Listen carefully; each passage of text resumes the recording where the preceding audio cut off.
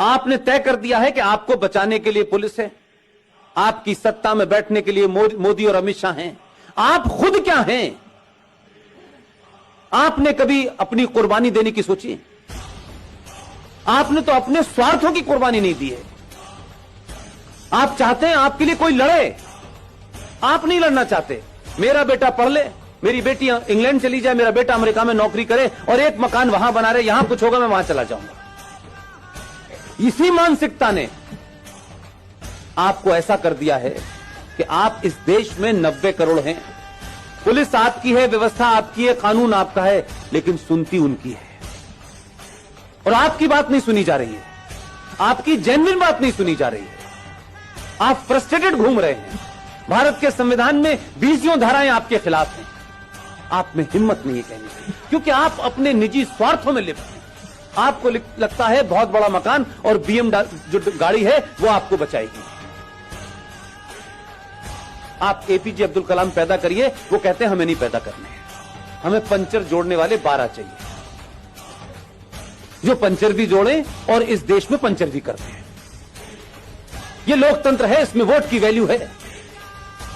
आप बहुत करोड़पति हैं तो भी आपका एक ही वोट है। एपीजे अब्दुल कलाम पैदा करेंगे तो भी उसका एक ही वोट है, लेकिन वो 12 जो हैं उनसे आप हार जाएंगे। डेमोक्रेसी में नंबर गेम होता है, क्वालिटी ऑफ द वोट नहीं होता कि किस क्वालिटी का वोट है, इसकी कोई वैल्यू नहीं होती। 20, 25, 30 साल पहले हम दिल्ली में सुना करते थे, देश भर में लिखा रहता था सड़कों के ऊपर, दीवारों पे, हम दो हमारे दो, हम दो हमारे दो। कानून तो नहीं था ना, एक कैंपेन चल रही थी। आपने उसको सीरियसली ले लिया। अब आपकी संकट क्या है कि आप जो काम आपको करना था वो तो किया नहीं, अब जो दूसरे कर रहे हैं उनकी आप रोक नहीं पा रहे।